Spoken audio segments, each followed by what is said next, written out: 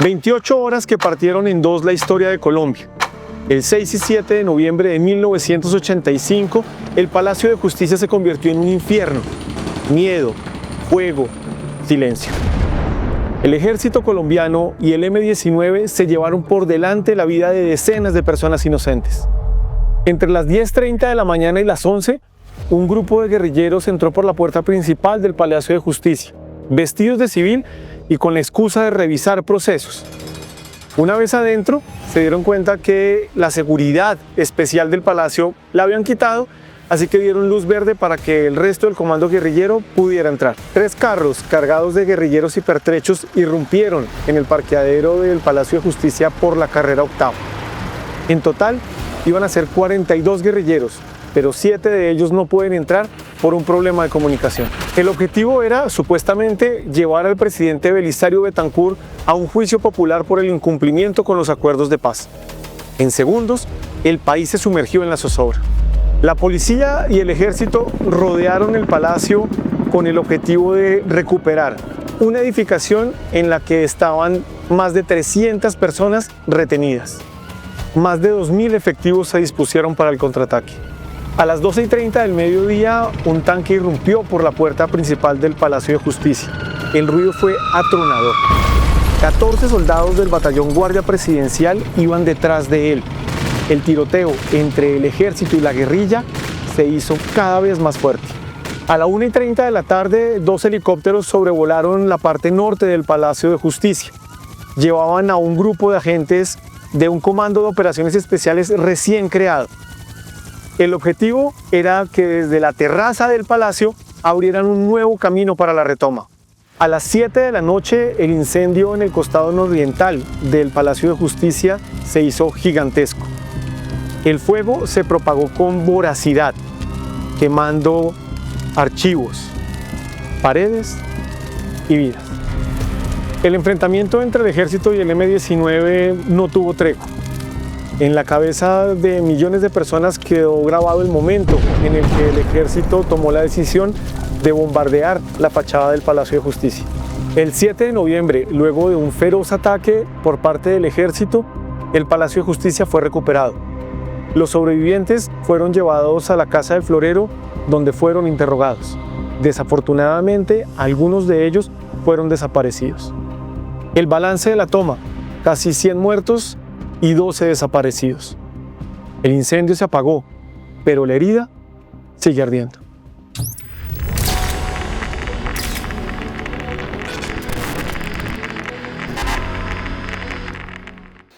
Para entender qué pasó en ese momento, vamos a conversar con Ramón Jimeno, un abogado y periodista que no solo tiene un libro muy interesante sobre lo que pasó, sino que además es una persona que ha venido reflexionando alrededor de los hechos, ha conversado con protagonistas. Ramón, bienvenido y muchas gracias por aceptar esta invitación de Minuto 60. Un privilegio estar aquí, Fernando, muchas gracias. Muy importante que se vuelva a tomar el tema del Palacio de Justicia. Qué bueno. Ramón, usted tiene una doble condición: periodista y abogado. Escribe este libro, Noche de Lobos. ¿Qué le permitió desde el periodismo entender de lo que pasó en ese momento? ¿Y qué le permitió desde el derecho entender de lo que pasó en ese momento? Pues ambas preguntas son difíciles de contestar, pero la del periodismo, que es más fácil que la del derecho, comienza porque la situación del palacio, aunque todo el mundo vio la parte de afuera, el ataque, la dimensión de la respuesta oficial, en los primeros días, meses y casi el primer y segundo año, hasta que empiezan a salir los informes, no se conocía casi lo que había pasado adentro, cómo se habían desenvuelto los acontecimientos al interior, porque no había una acción política adentro, cómo fue la retoma del ejército, cómo fue la defensa, cómo murieron las personas. Entonces, digamos, desde el punto de vista periodístico, cuando empecé la investigación con el apoyo de algunos abogados que fueron muy importantes, como Eduardo Umaña Mendoza, va uno descubriendo a través de los testimonios que los jueces llamaban a dar a todos a los sobrevivientes, a través de sus testimonios, desde los militares hasta los funcionarios de la rama judicial, veía uno claramente la dimensión absurda del ataque de la fuerza pública y al mismo tiempo la limitación de la toma por parte del M-19. Era una toma llamada en términos militares precaria, sin los suficientes elementos, sin la suficiente gente, sin las suficientes armas ni municiones para contener el ataque que sabían que se iba a venir. Entonces, cuando vas conociendo todas esas dimensiones y precariedades y absurdos de la parte militar gracias al periodismo, pues digamos que es una revelación para uno ver que la criminalidad, la mentalidad criminal del ejército era tan evidente, porque realmente masacraron sin ninguna necesidad. Hay veces que en los conflictos, en las confrontaciones armadas, las masacres son necesarias, inclusive las simbólicas como las de Estados Unidos en Vietnam. Pero aquí era totalmente innecesaria porque el ejército sabía claramente que no tenía cómo el M-19 hacerles batalla. Entonces, cuando descubres esa dimensión periodísticamente es muy, muy fuerte. Y la parte jurídica. La parte jurídica sirvió mucho porque, claro, al principio, como los mismos civiles que respaldaron la contratoma del ejército la justificaban, su principal argumento era que era la intervención del narcotráfico para evitar la extradición que les había ayudado con plata o con armas al M-19 para la toma, con el fin de quemar los famosos expedientes de extradición. Entonces, claro, si uno no es abogado, dice que totalmente cierto. Pero si uno es abogado sabe que los procesos de extradición no se hacen acá sino en Estados Unidos y que si quemas un expediente no pasa absolutamente nada porque se reconstruye. Entonces digamos que ese argumento que al principio lo planteaba Parejo y el gobierno y Jaime Castro y todo el mundo, el Tiempo, por todas partes lo reproducían, pues por el hecho de ser abogado era muy fácil destruirlo y desbaratarlo. Ni siquiera los expedientes de los militares, ya había sido condenado Vega Uribe por torturas, etcétera, pero esos expedientes también estaban en la copia en los juzgados que habían hecho los procesos. Entonces era una cosa absurda, el incendio tenía otras motivaciones distintas a quemar el palacio y la toma del palacio nunca tuvo una motivación de acabar con la extradición ni nada de eso. Eso lo permite entender el ejercicio del derecho. Ramón, cuando uno ahora venía pensando en cosas que investigué y que había leído,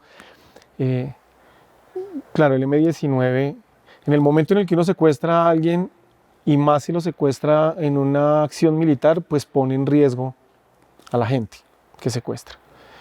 Pero al mismo tiempo, el ejército, hay una idea de revancha contra el M-19 por lo que el M-19 le había hecho con las armas del Cantón, ¿sí? Amnistía, todo lo que había pasado con ellos. Pero desde la distancia, ya hoy, viendo qué pasó en ese momento,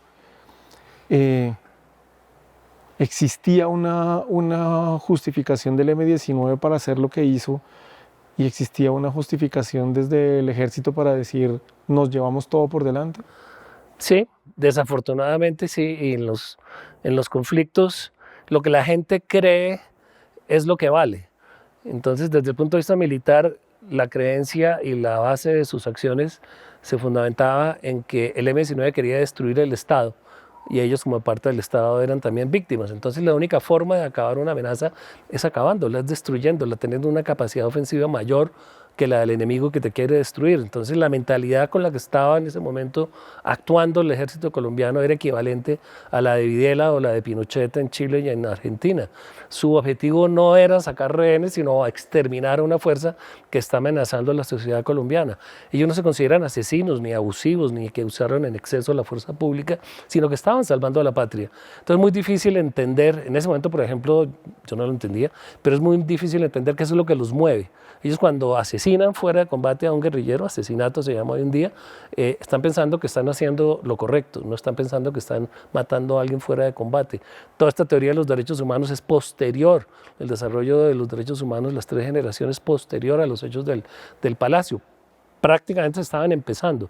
Entonces al M-19 le pasaba lo mismo, el M-19 decía, Aquí hay un Estado que no quiere cambiar, que no quiere abrir las puertas, que no quiere reformarse, que no quiere dictar políticas públicas para beneficio de la población. Y ese Estado, la única forma de hacerlo cambiar es con las armas, en tanto los golpes militares, es llevarlo a una mesa de negociación, que era el propósito del Palacio de Justicia, donde les toque discutir con nosotros unas medidas de reformas que ayuden a la población civil, a la ciudadanía.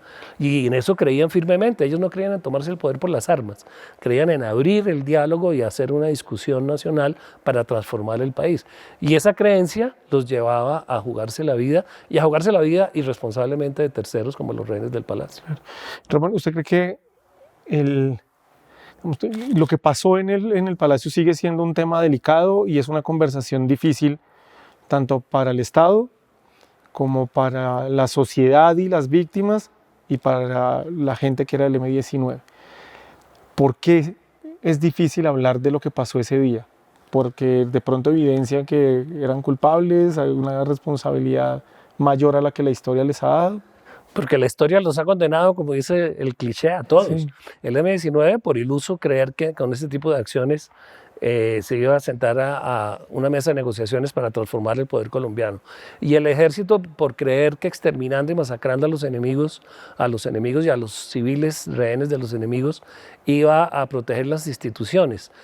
Cuando pasa el tiempo, eso es similar a lo que pasó en Alemania con los nazis. La reflexión de la sociedad para transformarse y no volver a cometer el error de respaldar a Hitler y todas las barbaridades que hizo, implica un proceso de reflexión y de reconocer los errores. Por eso los trabajos de Hannah Arendt son tan importantes, los juicios de Nuremberg son tan importantes, porque permiten ver cuáles fueron los errores que llevaron a la sociedad alemana. No era una élite chiquitica, un grupito de Hitler, no, fue la sociedad completa o mayoritaria que apoyó el nazismo y la invasión y el exterminio de los judíos, fueron ellos. Entonces tienen que abrirse y hacerse una disección interna para saber en qué momento nos convertimos en unos asesinos de familias judías, en qué momento nos convertimos en los dueños del mundo, en qué momento creímos que la raza nuestra es superior a la... ¿sí? Y esa reflexión es muy dolorosa y es muy difícil hacer. El pueblo alemán lo ha hecho de una manera admirable, pero aquí no. Aquí creemos que hay que tapar, que no hay que ver por qué somos violentos, más violentos que lo resto de nuestros contemporáneos o vecinos, Venezuela, Colombia es mucho más violenta. No queremos ver por qué aquí tuvimos en los años 50 la violencia que tuvimos ni la guerrillera que tuvimos y tenemos.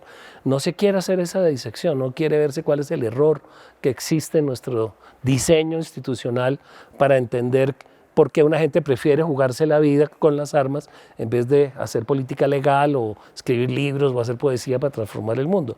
Y mientras esa disección no se haga, pues no va a haber ninguna posibilidad que los militares reconozcan que fueron unos asesinos a la luz de derecho hoy en día, y que la guerrilla reconozca que cometió un error fundamental al creer que los rehenes de la justicia iban a ser suficientes para lograr una negociación. Ellos también tienen que hacer la reflexión sobre el uso de la violencia, porque eso incide en los demás movimientos armados que existen, sean narcotraficantes, sean criminales o sean políticos. Entonces, esa es la razón. Ningún militar quiere que le digan asesino, como le estamos diciendo acá, porque eran héroes, salvadores de la patria. Entonces, pasar de héroes a villanos, a asesinos, pues a nadie le gusta. Eso es un ejercicio muy difícil. Ramón, hay una reflexión que usted ha planteado en algunos lugares y me parece chévere que la podamos presentar acá, y es que la decisión que toma, nuevamente, sin justificar la acción del M-19, sino que la decisión que se toma por parte del Estado de arrasar con el Palacio, el M-19 y las víctimas, todo lo que fuera necesario, abrió la puerta para las masacres y la violencia que vivimos en los años siguientes. ¿Cómo es, digamos, cuál es esa reflexión que está planteando usted? Es que la medida que la Guerra Fría se consolida, los Estados Unidos desarrollan la famosa teoría de la seguridad interna, en la que el enemigo no es otro país o gente distinta de afuera, sino el enemigo está dentro y es el que nos quiere destruir. Y por eso llevan a las dictaduras de Chile, Uruguay, Brasil, toda América Latina cae en dictaduras para impedir que el comunismo se tome el poder. para beneficio de los gringos, no porque los revolucionarios de todos estos países quisieran hacer un Estado comunista, sino porque querían reformar el Estado igual que el M-19. Pero la respuesta fue militar, vamos a hacer un golpe militar, quitarle los derechos y acabar con los enemigos del Estado. En Colombia lo que ocurría es que no había necesidad de ese golpe militar porque en el 58, cuando le entregan a la fuerza pública el manejo de la política de seguridad con tal de que ellos quiten a Rojas y le devuelvan el poder a los liberales y conservadores, entonces los militares quedan con ese monopolio de la fuerza sin que se metan los civiles. Pero por eso no necesitan dar golpe. Pero entonces los civiles les autorizan a que ellos desarrollen todas estas actividades similares a las de Videla: capturar, torturar, desaparecer, asesinar, y lo prueban en el Palacio de Justicia, porque antes no habían podido. Cuando empiezan a torturar con Turbay, en el 78, 79, pues la reacción pública fue gigantesca y vino la toma de la Embajada de la República Dominicana. Entonces se dan cuenta que no pueden hacerlo así tan olímpicamente si no tienen un respaldo de la población. Y en el Palacio de Justicia tienen la oportunidad de mostrar que sí se puede matar a la gente, que no pasa nada, que sí se puede matar a los civiles, que sí se puede matar a los colaboradores de la guerrilla porque equivalen a la guerrilla, y eso es lo que le abre las puertas después al inicio de la masacre o el genocidio de la Unión Patriótica. Es legítimo asesinar comunistas, es para bien del Estado y la sociedad colombiana que los asesinemos. Tenemos el mandato legítimo de hacerlo. Y ahí lo que pasa es que vuelve a ocurrir el movimiento civilista y de derechos humanos nacional e internacional para decir, señores, esto no se puede hacer. Y entonces crean el paramilitarismo, que es el Estado promoviendo fuerzas ilegales para cometer estos asesinatos, que en Chile, en Argentina y en Brasil los hicieron como dictadores. Aquí no había dictadura, los hicieron sobre democracia. Pero si el Palacio de Justicia no pueden desarrollarlo como lo desarrollaron, si el M-19 hubiera logrado controlar militarmente y se produce una negociación, hubiera sido muy difícil que después justificaran una acción pública masiva de exterminio de los, entre comillas, enemigos del Estado. ¿Esa es la tesis? Sí, no, pero es una cosa que es interesante porque claro, hay un envalentonamiento también por esa legitimación que se hace. Esa es la palabra clave, de esas operaciones. El actor armado necesita que su acción esté legitimada por el resto de la sociedad o por la mayoría de la sociedad. Y entonces ahí lo legitiman. Cuando nadie protesta, sino que a la gente se le olvida, o ustedes no alcanzaron a vivir esa época, pero en esa época cuando salían los militares, la gente se paraba a aplaudirlos y a felicitarlos. Semejante masacre en el resto del mundo, todo el mundo vio como van a felicitar a los militares por esa operación tan sucia y tan absurda desde el punto de vista militar. Aquí todo el mundo los aplaudía, entraban a los restaurantes, se paraban, los abrazaban. Ellos necesitan esa legitimidad. Si no se hubiera producido ese evento, no la tienen, no la logran, y el paramilitarismo no prospera en la forma que prosperó respaldado por el Estado. Y la guerrilla igual, la guerrilla necesita la legitimidad, por eso hace esas operaciones populistas, tomarse los camiones para repartidores de leche y regalarlos, para mostrar que con las armas se pueden lograr beneficios populares, tomarse la Corte Suprema de Justicia para hacer un juicio popular al presidente. El objetivo políticamente es muy interesante, pero lo consideran legítimo. Es legítimo que nos sentemos a discutir con un gobierno que no nos ha cumplido la palabra. Entonces esa legitimidad es la palabra clave. Claro. Ahora que tocaba al presidente, en perspectiva, cuando uno revisa los documentos y las investigaciones que hay, incluso el informe de la comisión, sigue siendo confuso qué fue lo que pasó con Betancur. Sí, porque hay momentos en los que parece que él supiera que él tomó la decisión, pero hay otros en los que, aunque él sabía, fue malinterpretado y los militares llevaron al exceso la decisión. Hay otro en el que se dice, no, en ese momento realmente él no estaba a cargo de lo que estaba pasando, solo lo notificaban. En perspectiva hoy, Ramón, ¿cuál es su lectura del papel de Belisario Betancur? En perspectiva, él es absolutamente consciente de lo que estaba pasando y tomó todas las decisiones. Nunca dio la orden de suspender el operativo, bloqueó todos los esfuerzos de diálogo, inclusive para la entrega al final de los únicos sobrevivientes que había en el baño encerrados. Fue absolutamente consciente y estaba informado al detalle de lo que estaba pasando, como estaba informado todo el país porque se estaba viendo en vivo y en directo por la televisión. Pues no en vivo y en directo, pero se oía en radio en vivo y en directo.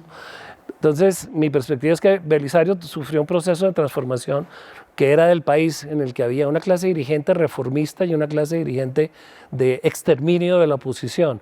Belisario intentó el reformismo, amnistió al M-19, toda la cúpula del M-19 estaba en la cárcel cuando Belisario llega al poder, 400 hombres. Y Belisario los amnistía y los saca y les autoriza campamentos urbanos y les deja seguir con sus armas. O sea, se reúne con ellos, va a Madrid, se reúne con ellos. Usa terceros países para que ayuden a civilizarlo. O sea, Belisario hace una apertura gigantesca con el M-19 que a juicio de él y a juicio de la gente que lo rodea, pues lo traiciona. El M-19 traiciona todo lo que él les había entregado y en ese momento él considera que está derrotado. Perdí, me equivoqué, no es por esta vía como se puede hacer, hay que echar para atrás. Él ya había pensado eso, pero cuando viene la toma del Palacio de Justicia sabe que tiene que cambiar y asumir la actitud de Videla y de Pinochet, dejar que arrasen con todo, porque perdí la batalla y si yo me sostengo ahorita en una negociación, quiere decir que otra vez volví a creerle al M-19 y el que se va a caer soy yo y el que va a quedar como un imbécil ante la historia soy yo. Ahorita quedo como un asesino y un bárbaro, pero salvé las instituciones y no permití que estos locos que no cumplen la palabra siguieran avanzando en su camino. Belisario, yo estuve con él después unos 3 meses y el silencio, entendí el silencio de él, porque me dijo, quiero hablar con usted, estoy haciendo este trabajo en el Palacio de Justicia, y me dijo, yo lo oigo, pero no voy a hablar, es una entrevista silenciosa. Pero entonces él sí asentía con la cabeza o negaba con la cabeza. Y después entendí, claro, ¿por qué guardas silencio? ¿Cuál es la razón de guardar silencio? Que es injustificable lo que has hecho. La única razón del silencio, ¿por qué te quedas callado? Si tienes la verdad, si los militares me engañaron, si no me dijeron lo que estaba pasando, ¿por qué guardo silencio? ¿Por qué no lo digo? Es porque está de acuerdo y es insostenible públicamente esa posición para un civil. Para un militar sí, los militares dicen que hicieron lo que tenían que hacer y en efecto. Pero para un civil no, lo que tenía que hacer era proteger, salvar la vida de los rehenes, a costa de lo que fuera, no asesinar a los guerrilleros a costa de lo que fuera. Entonces, todas las evidencias muestran que Belisario estaba enterado por todas partes. Puso una cámara ahí encima del Congreso para ver directamente lo que estaba pasando. Lo visitaron los familiares, todo el mundo, periodistas. La M-19 mandó a Juan Guillermo Ríos, Enrique Santos, se reunieron con Jaime Castro en el sótano de Palacio para buscar una entrega, no negociación. No quiso, mandaron a la Cruz Roja la detuvo el mismo Palacio Presidencial 2 horas para escribir un mensaje de 3 líneas. De hecho, Belisario es absolutamente responsable de lo que pasó y por eso lo dijo esa noche, después se quedó callado, pero esa es mi opinión. Ramón, aquí mi oficio de historiador sale y en el libro hay un aspecto que para la mayoría de las personas que hoy nos ven es desconocido, o puede ser de abuelitos.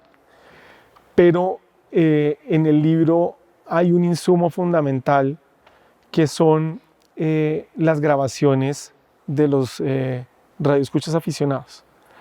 ¿Sí? ¿Quiénes eran ellos? ¿Por qué fue importante? ¿Y qué le aportó a la investigación que hizo? Ellos en esa época los radioaficionados no había internet ni nada de estas cosas tan modernas, y entonces los radioaficionados tenían una conexión con un aparato de comunicaciones especiales con muchos países, era una red como una especie de masonería de comunicaciones. Y entonces muchos de ellos cuando pasaban este tipo de eventos se sintonizaban sintonizaban lo que decía la policía, el ejército, la Cruz Roja, para saber lo que estaba pasando y comunicar. Ellos prestaban un servicio social importante. Viene una tragedia en tal lado para que fueran las ambulancias y dirigían también a patrullas y cosas de socorro que había que prestar. Entonces, accidentalmente, un amigo de Mike Forero Nogués, que era periodista deportivo del Espectador, una gran persona, sintoniza las transmisiones del ejército, que eso también confirma que el ejército tampoco estaba tan bien preparado porque no usaron los códigos de seguridad que hubieran impedido esas interceptaciones. Sintoniza y a la media hora se da cuenta, este es el operativo del Palacio de Justicia, y los pone a grabar. Y pues esa es la historia. Y entonces Mike Forero Mike Forero también murió, por eso se puede contar que él es la fuente de las grabaciones originales, que tienen un desarrollo en la historia. Esa fuente es fundamental porque muestra de nuevo la realidad del operativo militar y no lo que los militares decían para justificar sus actuaciones. Y esas son tan importantes esas grabaciones que después el mismo ejército las edita, las falsifica y casi desaparecen las originales. Las edita para quitar todas las partes más comprometedoras donde dan las órdenes de asesinar, básicamente. Y montan a un tercero que dicen que es el que las grabó para que ratifique que esas son.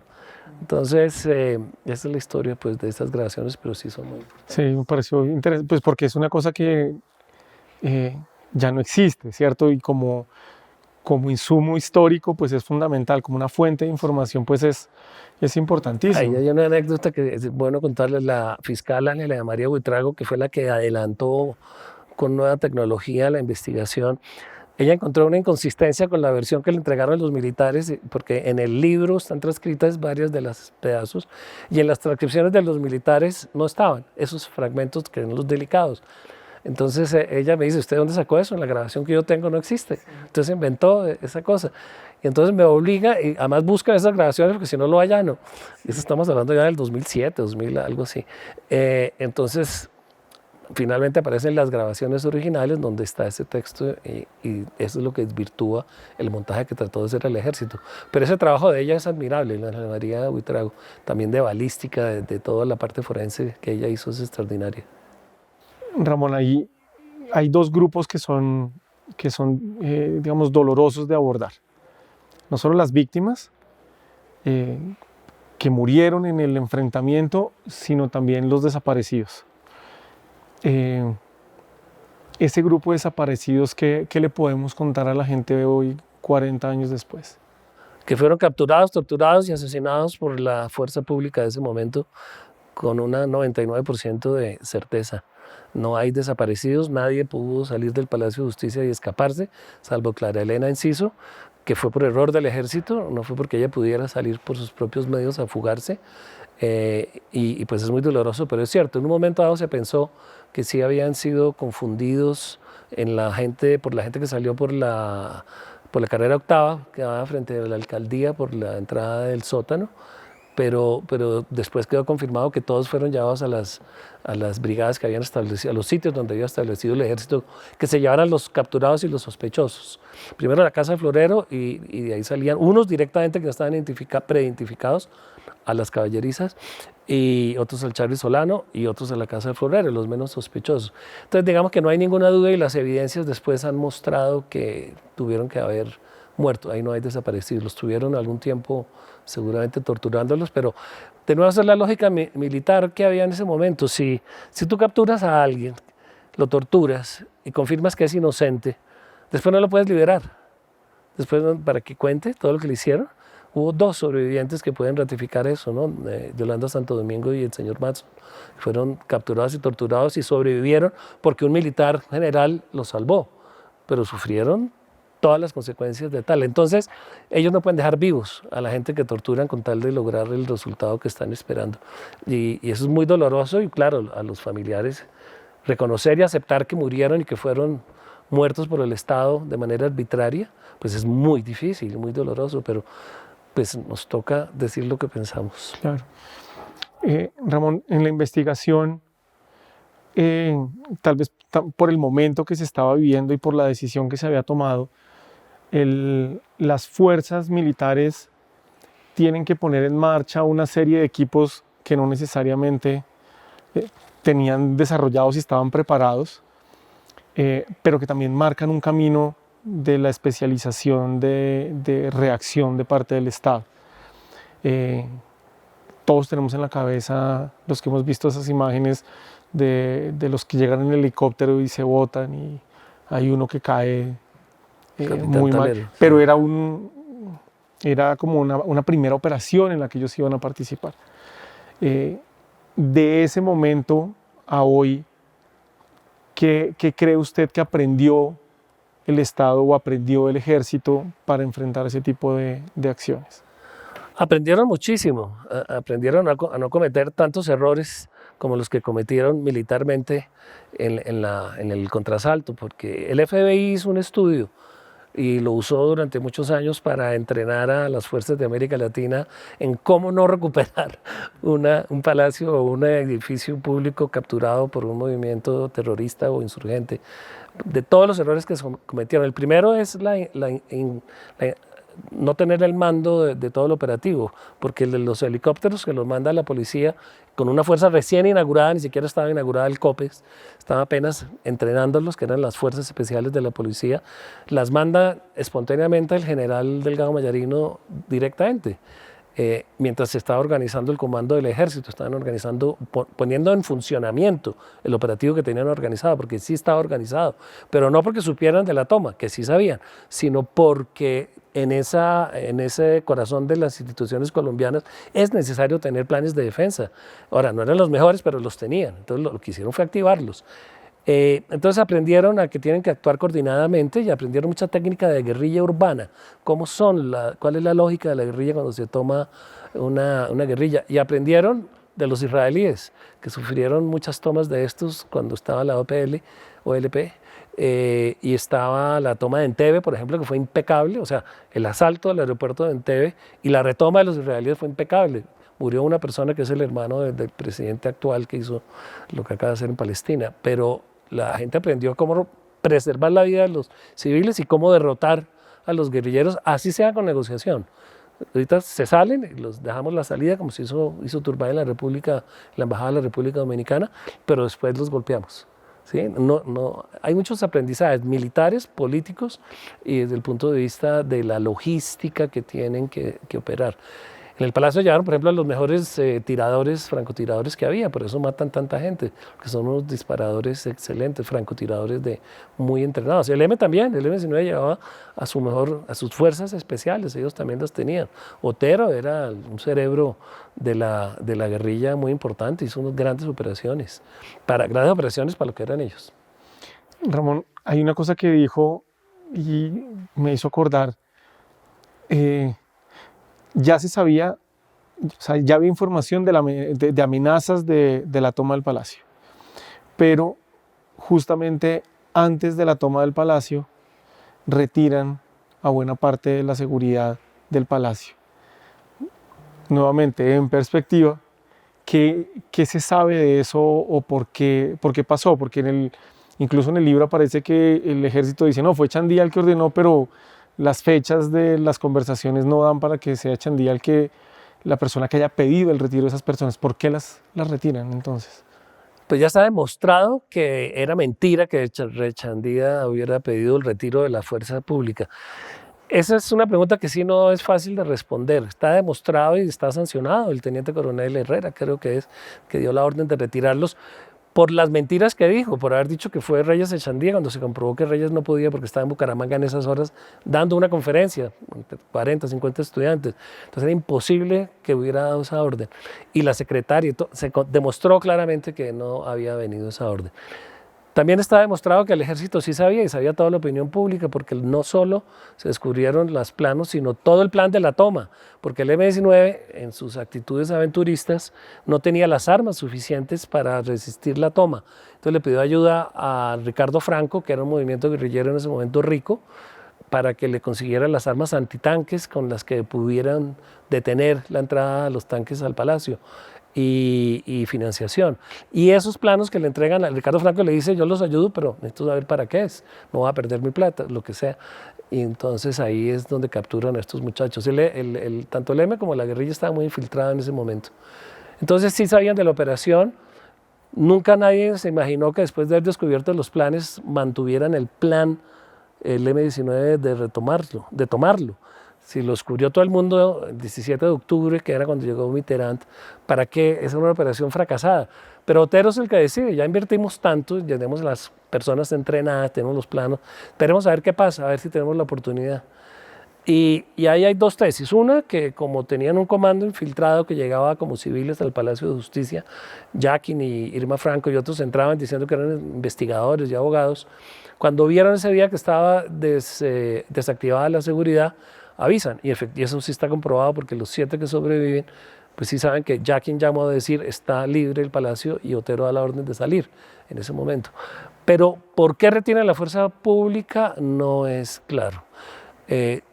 Si no la hubieran retirado, no pueden hacer la toma porque no tenían cómo derrotar a 25 policías bien armados, no podían cómo entrar. Si como entraron, perdieron 7 o 8 hombres en la entrada y solo había unos guardaespaldas muy buenos que no estaban entrenados para este tipo de toma, pero sin embargo produjeron las primeras bajas al M-19. Imagínate lo que hubiera sido con 20 y pico de soldados. Es una pregunta difícil y el ejército nunca va a contar qué fue lo que hizo.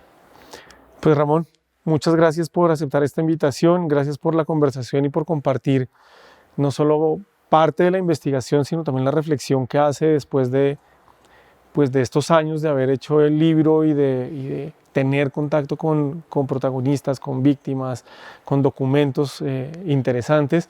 Es un libro también que se recomienda leer, es muy, muy interesante. Pues Ramón, espero que nos volvamos a ver aquí en Minuto 60. Aquí estamos, muchas gracias, muy importante volver a sacar a la luz pública estos hechos.